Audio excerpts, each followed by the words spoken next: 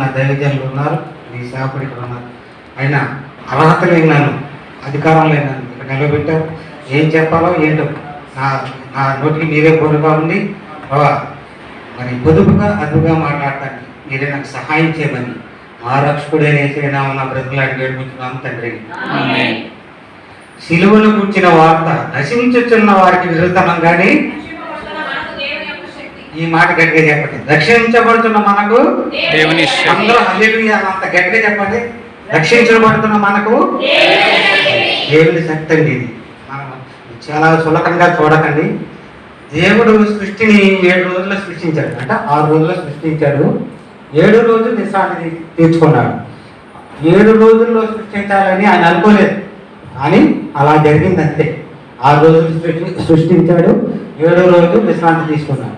శిలువ మీద యేసుక్రీస్తు ప్రభువారు కూడా 7 మాటలు పలికాడు. 7 పలకాలని ఆయన అనుకోలేదు, కానీ 7 మాటలు అలా వచ్చాయి. 7 మాటలు పలికారు. ఇంతకుముందు మీకు 4 మాటలు చెప్పారు. ఆ 4 మాటలు దేవునితో సంబంధం ఉన్నారు. ఈ 4 మాటలు దేవునితో సంబంధం తెగిపోతుంది. అందుకని సంపూర్ణ మానవుడిగా యేసుక్రీస్తు వారు తప్పుకున్నారు. శిలువలో పట్టిన 7 మాటలు 4 సువార్తికులు మనకు అందించారు. ఈ 7 మాటలు అంటే దేవుని హృదయంలో చూడటానికి 7 కిటికీలు లాంటివి. ఎలాంటివి అండి? 7 కిటికీలుగా మనకి ఉపయోగపడతాయి. ఇంకో మాట చెప్పాలండి, తల్లిదండ్రులు అటండి మన పిల్లల కోసం మన దగ్గర ఉన్న చివరి రూపాయి వరకు ఖర్చు పెడతాం. ఆశిస్తాము, అంతరిస్తాం, ఏదైనా పిల్లలు ఏదైనా మనం ఎవరైనా అడిగితే ఏదైనా ఇస్తామా? ఇవ్వండి, ఏదైనా ఇస్తాం. కానీ ఒకటి ఇవ్వము. నేను చెప్పండి, ప్రాణం మాత్రం ఇవ్వలేదు. అది మనం ఇచ్చే అంత వాత్సల్యత మన దగ్గర లేదు, మనం ఇవ్వలేమండి. ఖచ్చితంగా యేసుక్రీస్తు ప్రభువారు ప్రాణం ఇచ్చారు మన కోసం. ఈరోజు సిలువలో ప్రాణం ఇచ్చారు కాబట్టి మనం ఏ పని చేస్తున్నా, చెడు కార్యం చేస్తుంటే గుర్తు చేసుకోవాల్సింది ముందు యేసుక్రీస్తు ప్రభువారు మనకు ప్రాణం ఇచ్చారు కాబట్టి మనం ఈ పని చేయకూడదు. ఆయన కోసం మనం కష్టపడాలి. జీవితాంతం ఆయన కోసం రుణం పడి ఉండాలి. మనం దేవుని బిడ్డలుగా మనం చూసి లోకంతా నేర్చుకోవాల్సిన వారమే ఉన్నాం. మనం ఇక డైరెక్ట్గా మాటలోకి పోదామండి. యోహాను సువార్త 19వ అధ్యాయం 28, 29 వచనాలు చదువుదాం. అటు తర్వాత ఆగండి. అటు తర్వాత అంటే అంతకుముందు ఏం జరిగిందని, అంతకుముందు ఏదో జరిగిందనేగా అటు తర్వాత. ఆ తర్వాత మిగతా సంగతి చూద్దాం. అటు తర్వాత అంటే గెత్సేమనే తోట నుంచి దేవుడు చెమట రక్తంగా కారే దగ్గర నుంచి దేవుని ఈడ్చుకొచ్చి రోమా సైన్యం, ఎవరండి పెద్దలు మనకేమంటారు, అపోస్తులు, పరిసయ్యులు, శాస్త్రులు, సద్దుకేయులు దేవుని ఈడ్చుకొచ్చి కోర్టులు కూడా రాత్రులు జరుగుతాయండి. దేవుళ్ళు కూడా కోర్టులు రాత్రులు జరిగించారండి. చాలా విచిత్రం ఇది. కోర్టులు కూడా రాత్రులు జరగలేదు, మనకు జరగవు. మరి ఆ రోజుల్లో కావాలని చేసిందని తెలిసిపోతుంది. ఇక్కడే కోర్టులు కూడా రాత్రులు జరిగాయండి. కోర్టులు తిరిగారు, కోర్టులు తిప్పి తెల్లవారిపోయింది. తెల్లవారే యెరూషలేము వీధుల్లో ఈడ్చుకుంటూ సిలువలు ఆపుకుంటూ దేవుడు గొల్గొతా కొండకు వచ్చి, ఆ గొల్గొతా కొండ మీద అక్కడ సిలువ కోసం తీసిన గుంతలో ఆ సిలువని దించారండి. 3 మేకులతో వేసేయని దిక్కొట్టి ఆ సిలువని దించారు. ఆ సమయానికి 9 గంటలైంది. ఇప్పటి వరకు ముళ్ళ గిన్నెలు పెట్టారు, కొరడాతో కొట్టారు, అటు వీధుల్లో అంత తిప్పారు, చాలా హింసించారు ఆయన్ని. ఆ మొదటి పాటలు అయినా సరే ఆయన ఏమంటారు? మొదటి పాటలు తండ్రి ఏం చేస్తున్నారో వీళ్ళు క్షమించమనే అంటున్నారు ఆయన. కానీ ఎంత వాత్సల్యతండి, శత్రువును ప్రేమించడం అంటే మాటలు కాదు. రోమా సైన్యం. కానీ వీళ్ళందరికీ ఏం కలిగిందంటండి? దేవుడు ఏం కలిగి చేశాడు? కాదండి, రక్షణ కాదు. ఇలా కనులకి అంధకారం కలిగి చేశాడు. దేవుడే కలిగి చేశాడు. ఎలా? ఎందుకని? దేవుడు ఖచ్చితంగా ఆయన దేవుడే పంపించాడు. ఆయన సిలువేయబడాలి, మన పాపాలు క్షమించబడాలి.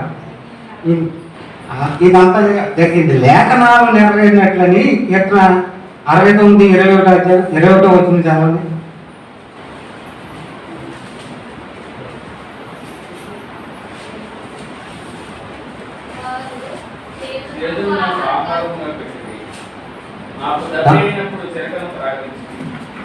వారి చేతులు నాకు ఆహారంగా పెట్టి నాకు దప్పి అయినప్పుడు.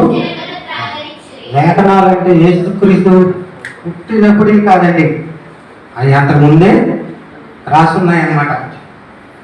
అర్థమవుతుందండి? లేఖనాలు అంటే యేసుక్రీస్తు పుట్టినప్పుడు కాదు, అది దేవుడిగా ముందు రాయించాడు లేఖనాలు నెరవేర్చడం అనేది. లేఖనం అంటే ఏంటండి అమ్మా?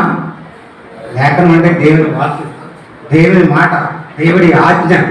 క్రీస్తు శిలువ వేయబడటం తండ్రికి ఇష్టం అండి. ఎందుకని మన పాపాలన్నీ పోవాలంటే పరిశుద్ధుడు శిలువ వేయబడాలి, పరిశుద్ధుడు రక్తం చిందించబడాలి. కీర్తన 22వ అధ్యాయం 14, 15, 16 వచనాలు చదవండి.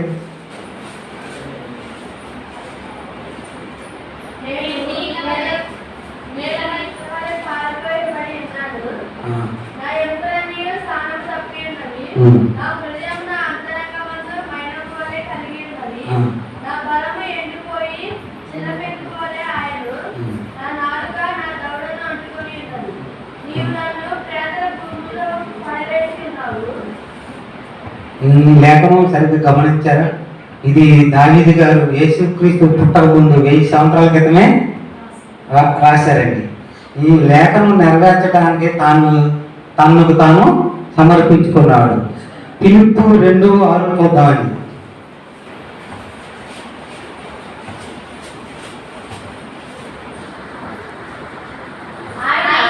ఆయన దేవుని స్వరూపము కలిగిన వాడైంది, దేవుడితో సమానంగా ఉండుట విడిచిపెట్టకూడని ఎంచుకొనలేదు. కానీ చాలండి, చాలు. ఎలాంటి వాడని దేవుడు భాగ్యవంతుడండి. ఆ భాగ్యాన్ని వదులుకొని ఇక్కడ సిలువ మన కోసం ప్రాణాలు అర్పించడానికి ఈ లోకానికి వచ్చాడు. లేఖనాలు నెరవేర్చకపోతే దేని మాట ఏమవుతుందండి? అబద్ధం అవుతుంది. అది నేరం కాదండి, అబద్ధం అవుతుంది. దేవుడి మాట ఎప్పుడూ అబద్ధం కాకూడదు. తండ్రి మాట నెరవేర్చడం కొరకే చిలువలో దప్పుకున్నాడు. నేను దప్పుకొనిచున్నానని యేసుక్రీస్తు 2 సార్లు అన్నారండి. ఒకటి ఎప్పుడు అన్నారండి? సమరయ స్త్రీని దాహానికి మని అడిగారు. రెండోది చిలువ మీద అడిగారు. యోహాను సువార్త 4వ అధ్యాయం 7వ వచనం. సమరయ స్త్రీ ఒకటి నీరు చేరుకుంటారు. అక్కడికి రాగా యేసు నాకు దాహమునకి ఇమ్మని ఆమెను అడిగాను చాలండి. ఇక్కడ మొదటగా సమరయ స్త్రీని అడిగారు ఆయన బతుకున్నాక. ఇక్కడ ఒకటి గమనించండి, ఆయన దాహానికి ఇమ్మని అడిగారు కానీ తాగారండి. ఆయన ఇక్కడ దాహాన్ని తీర్చుకోరు. అంటే ఆయన దాహం ఏంటి? ఆమె మనసులోని ఆరాధనే, ఆమె మారు మనసు పొందడమే ఆయనకి ఇష్టమైన దాహం. మనం కూడా అంతే, మనం మారు మనసు పొంది మనం దేవుని అడుగుజాడలు నడవడమే ఆయనకి తీర్చే దాహం అండి. మనం ఇప్పుడే గీతాలో దాహం తీర్చుకున్నాం. అలాంటిది కాదండి, అది చాలా ఆధ్యాత్మికమైనది. మీ అందరూ యేసుక్రీస్తు దాహం తీర్చాలని మీరు చేయవలసింది ఒకటే, ఆయన అడుగుజాడలో నడవడమే, ఆయన చెప్పింది తినడమే. ఆయన చెప్పింది తినాలంటే మీ పాస్టర్ గారు చెప్పింది మీరు వింటే దేవుడి మాట మీరు విన్నట్టే. అదొకటే. మీరు పాస్టర్ గారు ఏం చెప్తారు కదండి, దేవుడు ఆయనకి ఏం చెప్తారు మీకు చెప్తారంటే దేవుడి మాట విన్నట్టే. వేరే పనికిరాని ఏం చెప్పరు కదండి మీకు. పాస్టర్ గారు చెప్పింది చేస్తూ నడవటమే ఆయన దాహాన్ని తీర్చడం. శిలువ మీద దాహం అడిగితే ఆయనకి ఏం ఇచ్చారండి? చీరలు అందించారు.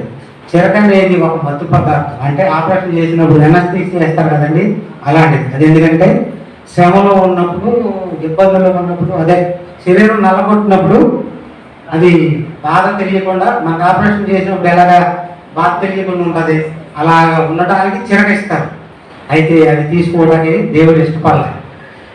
ఎందుకంటే ఆయన దాహం శారీరక దాహం కాదు, ఆత్మల కొరకైన దాహం. ఎప్పుడైతే తండ్రికి కుమారునికి సంబంధం తెగిపోయిందో అప్పుడే కుమారుడు దప్పుకున్నాడు. కానీ ఆయన జీవజల ప్రదాత అండి. జీవజల ప్రదాత అనే పేరు ఆయన ఉంది.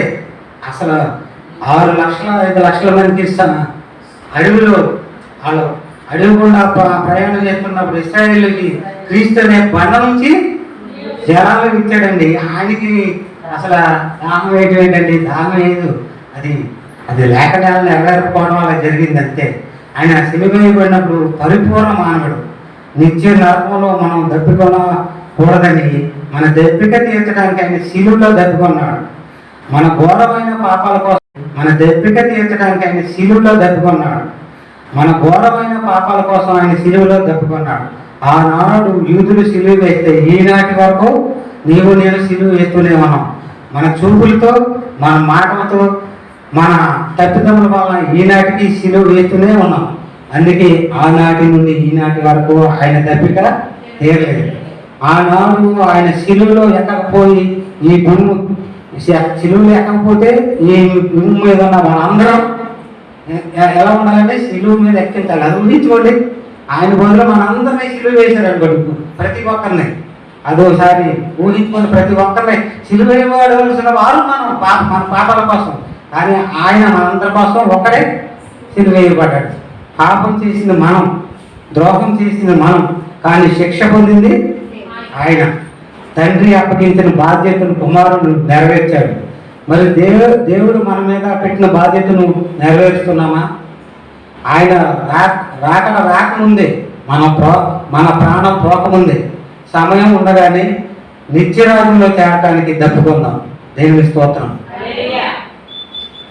అందరికీ వందనాలు.